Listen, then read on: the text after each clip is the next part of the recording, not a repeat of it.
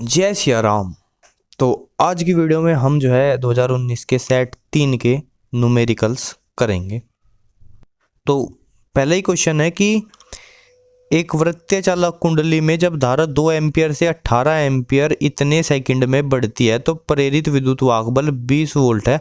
तो कुंडली की स्वप्रेरकत्व है। देखो, स्वप्रेरकत्व का फॉर्मूला क्या होता है? L बटा माइनस E बटे D I by D T, जहाँ पर ये क्या है, प्रेरित विद्युत वाहक बल है, D I by D T धारा परिवर्तन की दर। ये कितना है? ये तो 20 वोल्ट है। देखो, न्यूमेरिकल वैल्यू लिखने हैं तो माइनस माइनस को तो भूल जाओ, ठीक है। 20 वोल्ट है। अब धारा कितनी परिवर्तन हुई? 2 एम्पियर से 18 एम्पियर, तो 16 एम्पियर की धारा परिवर्तित हुई।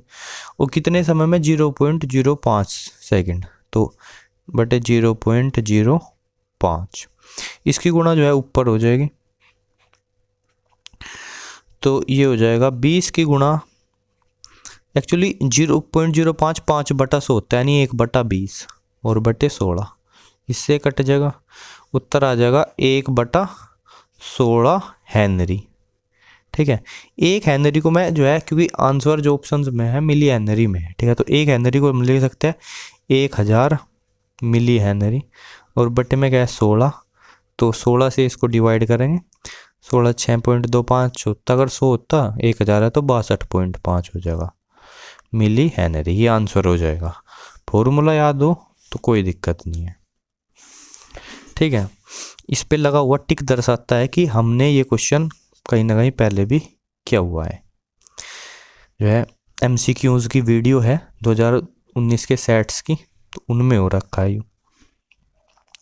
म्यू नोट एप्सिलॉन नोट की पावर -1/2, इसका मान तो याद ही रखना है, प्रकाश की चाल। अगला जो है ये, एक किसी तार का विद्युत प्रतिरोध 500 में इसकी विद्युत चालकता क्या होगी? विद्युत चालकता होगी 1/500, तो 1/500 देख लो कौन सा आंसर होएगा, ठीक है, ओके। अब जो नेक्स्ट क्वेश्चन है न्यूमेरिकल, वो ये, निर्वात में विद्युत चुंबकीय तरंग में चुंबक के क्षेत्र के भाग का आयाम जो है बी नोट इतना है 510 नैनो टेस्ला, नैनो का मतलब 10⁻⁹, ठीक है। तो विद्युत क्षेत्र का आयाम, देखो विद्युत क्षेत्र क्या हो जाएगा, ई नोट बराबर हो जाएगा बी नोट इंटू सी। सी क्या है? प्रकाश की चाल, मतलब 510 गुणा 10⁻⁹ नैनो टेस्ला में प्रकाश की चाल की गुणा करनी है, तो गुणा तुम कर ही लोगे। अगला क्वेश्चन देखो, यह कि 5400 एंगस्ट्रॉम तरंग दैर्घ्य का विकिरण एक धातु पृष्ठ पर गिरता है जिसका कार्यफलन 1.9 इलेक्ट्रॉन वोल्ट है। उत्सर्जित इलेक्ट्रॉन की गतिज ऊर्जा और उसका निरोधी विभव ज्ञात कीजिए। देखिए, प्रकाश विद्युत प्रभाव की समीकरण होती है Hc बटे लैम्बडा बराबर W प्लस के मैक्स, यानी महत्तम गतिज ऊर्जा, ठीक है। अब लैम्बडा जो है मेरे को दे रखा है 5400 एंगस्ट्रॉम, इसको मैं 540 नैनोमीटर भी लिख सकता हूँ। अब मैं नैनोमीटर क्यों लिख रहा हूँ? क्योंकि जो Hc की वैल्यू मैंने रट रखी है, Hc की वैल्यू आ जाती है 1240 इलेक्ट्रॉन वोल्ट और नैनोमीटर, ठीक है। इसको डिवाइड कर देंगे 540 नैनोमीटर से, तो ये हो गया Hc बटे लैम्बडा बराबर W की वैल्यू है 1.9 इलेक्ट्रॉन वोल्ट। तो कोई ऐसा लिखने से ना वैल्यू सीधी इलेक्ट्रॉन वोल्ट में आएगी, प्लस के मैक्स, है ना। अब नैनोमीटर से नैनोमीटर होगा कैंसिल, 0 से 0, ठीक है, और 2 से काटेंगे ये 27 हो जाएगा, इसको काटेंगे 62 हो जाएगा। 27 से 62 को डिवाइड करके देखना, आंसर आएगा करीब 2.3 इलेक्ट्रॉन वोल्ट बराबर 1.9 इलेक्ट्रॉन वोल्ट प्लस के मैक्स। इधर ये घटा में आ जाएगा, 23 में से 19 गए 4, तो 0.4 इलेक्ट्रॉन वोल्ट बराबर के मैक्स। तो ये आ गई महत्तम गतिज ऊर्जा, जो कि कितनी है? 0.4 इलेक्ट्रॉन वोल्ट। अब निरोधी विभव क्या होता है? निरोधी विभव होता है इतना विभव जो कि सबसे मैक्सिमम गतिज ऊर्जा के इलेक्ट्रॉन को भी रोक ले, ठीक है, यानी के मैक्स, उसको डिवाइड करें ई से, ई इलेक्ट्रॉन का आवेश है, तो ये वैल्यू कितनी है? 0.4 इलेक्ट्रॉन वोल्ट। इसको अगर ई से डिवाइड करूँ तो वैल्यू जो है सीधे मेरे पास क्या आ जाएगी? 0.4 वोल्ट, ठीक है। ये निरोधी विभव हो जाएगा। कितना बढ़िया, ई से ही काट दो, 0.4 वोल्ट। ओके, तो नेक्स्ट क्वेश्चन है कि तरंग दैर्घ्य लैम्बडा बराबर है 5 गुणा 10⁻⁷ मीटर के फोटोन की ऊर्जा का मान ज्ञात करना। तो फोटोन की ऊर्जा क्या होती है? फोटोन की ऊर्जा देखो कितना आसान सा सवाल है, hc/λ ही तो होती है फोटोन की ऊर्जा, है नहीं। और लैम्बडा कितना है? लैम्बडा दे रखा है, लैम्बडा है 5 × 10⁻⁻7 मीटर। इसको हम लिख सकते हैं 500, देखो 2 जीरो बढ़ा दी तो 10⁻⁻9 मीटर, यानी कि 500 नैनोमीटर। अब एनर्जी ये है hc/λ, ठीक है। hc की वैल्यू बताओ 1240 इलेक्ट्रॉन वोल्ट नैनोमीटर बटे 500 नैनोमीटर। नैनोमीटर से नैनोमीटर काट दो, ठीक है, इससे डिवाइड करेंगे तो ये आ जाएगा 2.48 इलेक्ट्रॉन वोल्ट, है ना। ये तो रट लेना, 500 वाला बहुत बार आता है। इसकी एनर्जी सीधा 2.48 इलेक्ट्रॉन वोल्ट। ओके, ये हो जाएगा आंसर इसका, है ना मजेदार। अब अगला क्वेश्चन देखो, ये कह रहा है कि नीचे दिए गए विद्युत परिपथ में ज्ञात कीजिए। ज्ञात क्या कीजिए वो अगले पेज पे देख लो ध्यान से। एक 12 वोल्ट की ये जो है सेल है, 1 ओम का प्रतिरोध है, ठीक है। अब यहाँ पे 6 ओम का प्रतिरोध, एक 3 ओम का प्रतिरोध है। ओके, अब देखो जब इसमें संधारित्र जो है वो पूर्ण रूप से आवेशित हो जाएंगे तो इस ब्रांच में से तो कोई धारा नहीं जाएगी, क्योंकि इन दो बिंदुओं के बीच में जो विभवांतर होगा, इन दोनों बिंदुओं के बीच में जो भी विभवांतर होगा वही संधारित्र के बीच में विभवांतर हो जाएगा, ठीक है। तो इस ब्रांच में कोई धारा नहीं जाएगी।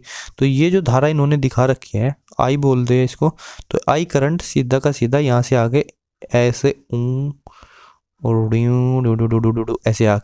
ऐसे आके और फिर ऐसे आ जाएगा, ठीक है। यानी सारा का सारा करंट ऐसे नीचे को घूम के आ जाएगा उल्टा, ठीक है। अब देखो इधर से मान लिया आई करंट निकला, दिख रहा है, इधर से अगर आई करंट निकला तो इसमें भी आई करंट गया, इसमें भी आई करंट गया। अब जब करंट समान है, और करंट किस में समान होता है? श्रेणी क्रम में। तो हम इन तीनों प्रतिरोधों को श्रेणी क्रम में जोड़ सकते हैं, श्रेणी क्रम में जोड़ सकते हैं। तो श्रेणी क्रम में जोड़ के बताओ, तो 6 तीनों, 3 6 3 और 1 10 ओम, कुल प्रतिरोध कितना हो जाएगा? 10 ओम, ठीक है। R बराबर कितना हो जाएगा? 10 ओम हो जाएगा। ओके, और जो है विभवांतर है 12 वोल्ट, तो करंट I कितना हो जाएगा? I हो जाएगा 12/10, यानी कि 1.2 एम्पियर। ओके, अब देखो यहाँ पे 1.2 एम्पियर का करंट है, तो इस प्रतिरोध में से जब वो गुजरेगा तो यहाँ पे 12 वोल्ट का पोटेंशियल है इस बिंदु पे, यहाँ पे कितना हो जाएगा घट के? इस बिंदु पे पोटेंशियल बचेगा, इस बिंदु पे 12 माइनस कितना? IR, ठीक है। IR घटा देंगे, R कितना 1 ओम है, I कितना 1.2 एम्पियर है, तो 1.2 घट जाएगा, कितना आ जाएगा? 10.8 वोल्ट, ठीक है। 10 पॉइंट मतलब अब ये बिंदु में 10.8 है, तो यहाँ पर इस बिंदु पे भी विभव कितना है? बीच में तो और कुछ तो पड़ नहीं रहा, इस बिंदु पे विभव कितना है? 10.8 वोल्ट है। इधर देखो, इधर कितना है? 0 है, जो निगेटिव साइड से जुड़ा है उधर 0, भाई इधर 12 मानना, इधर 0 मानना है, तभी तो इनका अंतर 12 होगा, इधर 0, तो इस बिंदु पे भी कितना है? 0 वोल्ट, ठीक है। अब दोनों चीजें समांतर क्रम में जुड़ी है, समांतर क्रम में विभवांतर कहता है समान रहता है, यानी दोनों संधारित्रों के बीच में विभवांतर कितना है? 10.8 वोल्ट का है, ठीक है। और दोनों संधारित्र ये किस में जुड़े हैं? दिख रहे हैं हमें यहाँ पे, ये इस संधारित्र इससे इस संधारित्र जुड़ा है, तो जुड़े हैं श्रेणी क्रम में। श्रेणी क्रम में इनकी तुल्य धारिता कितनी हो जाएगी? 1 माइक्रोफैराड का, 1 2 का, तो तुल्य धारिता कितनी हो जाएगी श्रेणी क्रम में? फॉर्मूला होता है C1 C2 बटे C1 + C2 डायरेक्ट, तो 2 1 2 और 2 और 1 3 माइक्रोफैराड इनकी धारिता हो जाएगी। देखो इसमें निकालना क्या है? निकालना है प्रत्येक संधारित्र में संग्रहित विद्युत आवेश तथा बिंदु A तथा B के बीच में विभवांतर, ये हमें निकालना है, ठीक है। अब देखो धारिता कितनी आ गई मेरे पास? धारिता आ गई 2.3 माइक्रोफैराड, और आवेश क्या हो जाता है? आवेश Q बराबर हो जाएगा CV, ठीक है। तो धारिता है 2/3 माइक्रोफैराड और विभवांतर है इनके बीच में 10.8 वोल्ट का।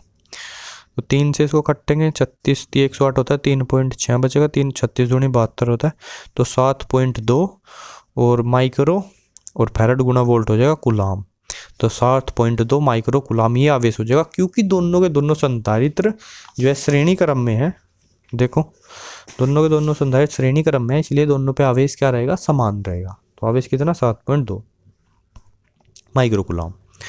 दूसरी चीज पूछी थी ए और बी के बीच में कितना जो है विभवांतर है। इसके लिए मैं बी का विभव निकाल लूंगा और ए का विभव निकाल लूंगा। अब बी का विभव कैसे निकाल लेंगे, अब देखो इस बिंदु पे जो है 10.8 वोल्ट है, ठीक है। यहाँ से आई करंट जा रहा है, आई करंट कितने प्रतिरोध में से जा रहा है, 6 ओम के प्रतिरोध में से। तो कितना जो है विभव पतन हो जाएगा इस बिंदु से बी बिंदु तक आने में। तो वी बी जो होगा मेरा, वी बी आएगा मेरा 10.8 में से घटाएंगे आई कितना है 1.2 और प्रतिरोध कितना है 6। तो 12×6 = 72 और 10.8 में से 7.2 घटाएंगे, ठीक है। तो कितना आ जाएगा 3.6 वोल्ट, ठीक है। तो बी पर विभव है 3.6 वोल्ट। ए पे विभव निकाल लेते हैं। अब ए पे विभव निकालने के लिए क्या है, बीच में ये संधारित्र आ रहा है, संधारित्र की धारिता कितनी है 2 माइक्रोफैराड है नहीं। और आवेश कितना है इस पे 7.2 माइक्रोकूलम है। तो इस पे क्या होगा, जो ए का विभव आएगा, ए का विभव आएगा 10.8 में से घटाएंगे हम कि V बराबर Q बटा C होता है संधारित्र के लिए। तो Q आवेश कितना है 7.2 और माइक्रो है, इस समय माइक्रो है और धारिता है 2। तो 2 से 7.2 घटेगा 3.6 और 10.8 में से 3.6 घटाएंगे तो कितना आ जाएगा जो है 7.2 ही आ जाएगा, 7.2 वोल्ट। तो ए पे विभव कितना, ए पे विभव है 7.2 वोल्ट और बी पे विभव कितना है, बी पे विभव है 3.6 वोल्ट। तो इनके बीच में विभवांतर कितना है, ठीक है। तो विभवांतर होगा VA माइनस VB, बड़े में से छोटा घटा दो तो 7.2 में से 3.6 घटा देंगे तो 3.6 वोल्ट, ये इनका विभवांतर हो जाएगा। दोबारा से देख लो सारी चीज। इधर 12 वोल्ट था, तो ये बिंदु यहाँ पे जस्ट यहाँ पे बिंदु पे क्या है 12 वोल्ट है, यहाँ पे बिंदु पे 0 वोल्ट है। इधर इस बिंदु से ये बिंदु है तो यहाँ 0 वोल्ट है, यहाँ से 12 वोल्ट है, 12 वोल्ट पर ये प्रतिरोध में से गुजरेगा तो गिर जाएगा। विभव पतन जो है यहाँ पे 1.2 एम्पियर की धारा, तो यहाँ बचेगा 10.8 वोल्ट। 10.8 चलते चलते जो है यहाँ तक क्या आएगा 10.8 आएगा, ठीक है। अब बी के लिए तो इधर को जाना है, इधर को धारा बह रही है तो IR करके विभव परिवर्तन हो जाएगा मेरा 7.2 का और 10.8 में से 7.2 घटा के आंसर आ जाएगा 3.6 वोल्ट का, ठीक है। जब मैं इधर ए बिंदु पे जा रहा हूँ तो बीच में एक संधारित्र आ रहा है, संधारित्र की वजह से विभव पतन होगा Q बटा C उसका, जो कि कितना होगा 7.2 बटा 2। इसको सोल्व करके आ जाएगा 7.2 वोल्ट, ठीक है। इन दोनों बिंदु के विभव का अंतर ले लेंगे तो विभवांतर आ जाएगा 3.6 वोल्ट। बढ़िया सवाल है। और इसके जो कॉन्सेप्ट्स हैं जैसे जैसे हमने किया बहुत सारे लोगों को नहीं आते होंगे, बहुत सारे लोगों को तो जो है शायद समझ में भी ना आया हो, तो एक बार दोबारा से कर लो, अच्छे से समझ लो कैसे कैसे हमने क्वेश्चन को किया है। कई लोगों के तो विभव पतन नहीं समझ में आता होगा। देखो जब धारा की दिशा में हम जाते हैं बीच में जो है प्रतिरोध आ जाए तो IR विभव पतन हो जाता है हमारा, ठीक है। विभवांतर जितना विभव उस बिंदु पे जो भी है वो इतना विभव गिर जाता है, ठीक है। अब अगला क्वेश्चन देखिए, ये कह रहा कि जो है एक ऊंचाई ट्रांसफॉर्मर में प्राथमिक और द्वितीयक कुंडलियों में फेरों की संख्या का अनुपात 1:200 है, ठीक है। इसे 200 वोल्ट तथा 2 एम्पियर की प्रत्यावर्ती धारा के मेंस से जोड़ा जाता है, तो द्वितीयक कुंडली में अधिकतम धारा ज्ञात कीजिए। देखो द्वितीयक कुंडली में फेरों का अनुपात देखो 200 गुना है ना, तो वोल्टेज तो 200 गुना बढ़ जाएगी, धारा 200 गुना घट जाएगी, 2/200 1/100 एम्पियर आ जाएगा सीधा आंसर। देखो थोड़ा हिसाब से समझो, प्राथमिक कुंडली में फेरों की संख्या बटे सेकेंडरी कुंडली में फेरों की संख्या बराबर होती है प्राथमिक कुंडली का वोल्टेज बटे सेकेंडरी कुंडली का वोल्टेज, ठीक है। इसकी वैल्यू है 1/200 है नहीं, 1/200 है, 1/200 है, मतलब 1/200 अनुपात इनका है। और ये जो है VP कितना है मेरा, VP 200 वोल्ट है, VS निकालना है। तो VS क्या हो जाएगा, VS आ जाएगा 200 गुणा 200 इतने वोल्ट, ओके। अब दूसरी चीज जो शक्ति है, अब शक्ति तो ट्रांसफॉर्मर बढ़ा नहीं सकता, शक्ति तो जितनी पहले थी उतनी बाद में। तो शक्ति क्या, VP गुणा IP बराबर होता है VS गुणा IS के, ठीक है।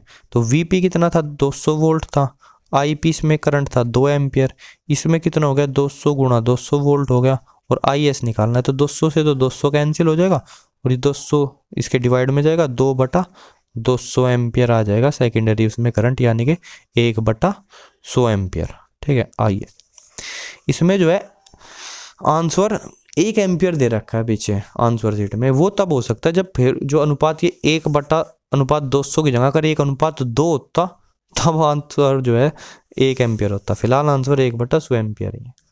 ओके, अब देखो एक और खाली इसमें न्यूमेरिकल है, ये कह रहा कि एक प्रत्यावर्ती परिपथ में विभवांतर का वर्ग माध्य मूलमान यानी VRMS की वैल्यू 100√2 वोल्ट है, ज्ञात कीजिए। क्या ज्ञात करना? ज्ञात करना विभवांतर का शिखर मान और पूरे चक्र के लिए विभवांतर का औसत मान। तो विभवांतर का शिखर मान जो होता है V0 वो √2 गुना होता है VRMS का, और VRMS पहले से ही 100√2 है, तो √2 की जब 100√2 में गुणा करेंगे, √2 गुना √2 2 हो जाएगा, यानी 200 वोल्ट आंसर आ जाएगा। और पूरे चक्र के लिए विभवांतर हो या धारा हो उसका औसत मान कितना होता है? 0 होता है, क्योंकि पूरे चक्र के लिए आधा चक्र पॉजिटिव होता है और आधा चक्र निगेटिव होता है, तो पूर्ण चक्र के लिए औसत मान हमेशा क्या होता है? 0 होता है। ठीक है, इसके अलावा इस सेट में और कोई न्यूमेरिकल क्वेश्चन है नहीं, तो हम इसको करते हैं यहीं पे समाप्त। पढ़ते रहिए। जय सिया राम।